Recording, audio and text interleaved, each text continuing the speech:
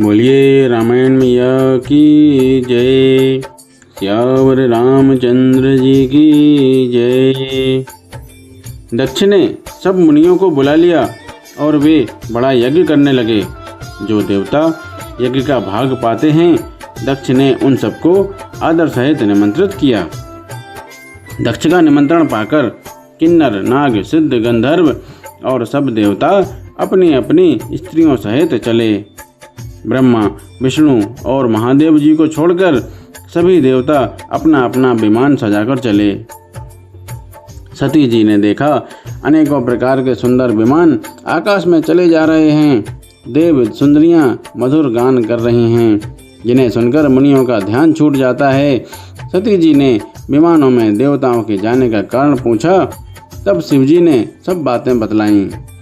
पिता के यज्ञ की बात सुनकर सती कुछ प्रसन्न हुई और सोचने लगी कि यदि महादेव जी मुझे आज्ञा दें तो इसी बहाने कुछ दिन पिता के घर जाकर रहूं, क्योंकि उनके हृदय में पति द्वारा त्यागी जाने का बड़ा भारी दुख था।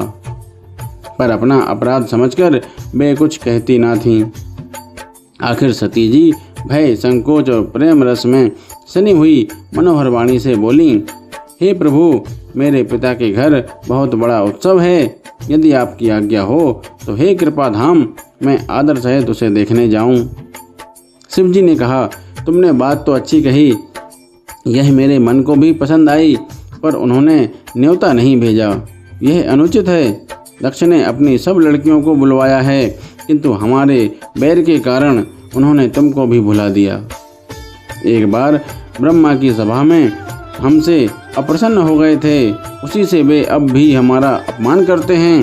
हे भवानी, जो तुम बिना बुलाए जाओगी तो ना तो शील स्नेह ही रहेगा और ना ही मान मर्यादा ही रहेगी।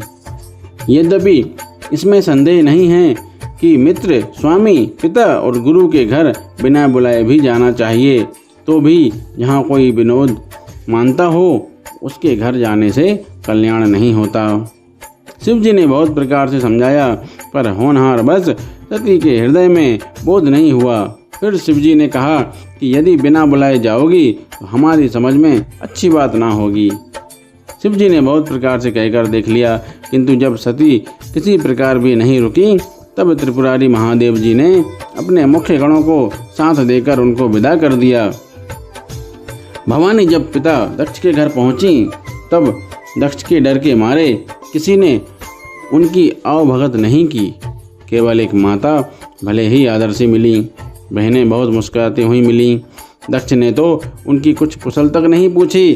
सती जी को देखकर उल्टे उनके सारे अंग जल उठे। तब सती जी ने जाकर यज्ञ देखा तो वहाँ कहीं शिव जी का भाग दिखाई नहीं दिया।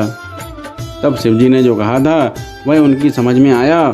स्वामी का अपमान समझकर सती का हृदय जल उठा। पिछला पति परित्याग का दुख उनके हृदय में उतना नहीं व्यापा था जितना महान दुख इस समय पति अपमान के कारण हुआ। यद्यपि जगत में अनेक प्रकार के दारुण दुख हैं, तथापि जाति अपमान सबसे बढ़कर कठिन है। यह समझकर सती जी को बड़ा क्रोध हो गया। माता ने उन्हें बहुत प्रकार से समझाया बुझाया, परंतु उनसे शिव जी का अपमान सहा नहीं गया।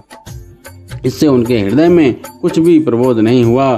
तब वे सारी सभा को हठपूर्वक डांटकर क्रोध भरे वचन बोली, हे सभासदों और सब मुनीश्वरों, सुनो, जिन लोगों ने यहाँ शिव जी की निंदा की या सुनी है, उन सबको उसका फल तुरंत ही मिलेगा और मेरे पिता दक्ष भी भली भांति पछताएंगे। जहाँ संत शिव जी और लक्ष्मीपति विष्णु भगवान की निंदा सुनी जाए, वहाँ ऐसी मर्यादा है कि यदि अपना वश चले तो उस निंदा करने वाले की जीभ काट लें और नहीं तो कान मूंद कर वहाँ से भाग जाएं। त्रिपुर दैत्य को मारने वाले भगवान महेश्वर संपूर्ण जगत के आत्मा हैं। वे जगत पिता और सबका हित करने वाले हैं। मेरा मंदबुद्धि पिता उनकी निंदा करता है और मेरा यह शरीर दक्ष ही के वीर्य से उत्पन्न है।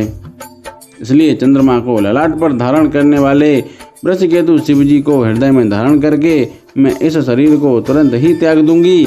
ऐसा कहकर सती जी ने योगाग्नि में अपना शरीर भस्म कर डाला।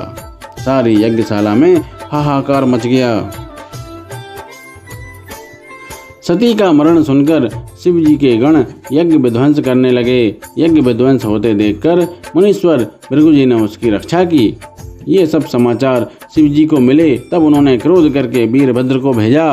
उन्होंने वहां जाकर यज्ञ विध्वंस कर डाला और सब देवताओं को यथोचित फल दंड दिया। दक्ष की जगत प्रसिद्धि वही गति हुई जो शिवद्रोही की हुआ करती है।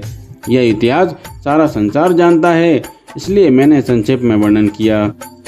सती ने मरते समय भगवान हरि से यही वर मांगा कि मेरा जन्म जन्म में शिव जी के चरणों में अनुराग रहे। इसी कारण उन्होंने हिमाचल के घर जाकर पार्वती के शरीर में जन्म लिया।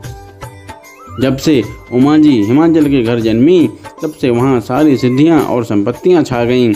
मुनियों ने जहाँ तहाँ सुंदर आश्रम बना लिए और हिमाचल ने उनको उचित स्थान दिए। उस सुंदर पर्वत पर बहुत प्रकार के सब नए नए वृक्ष सदा पुष्प फल युक्त हो गए और वहाँ बहुत तरह की मणियों की खाने प्रकट हो गईं। बोलिए रामायण मैया की जय। सियावर रामचंद्र जी की जय।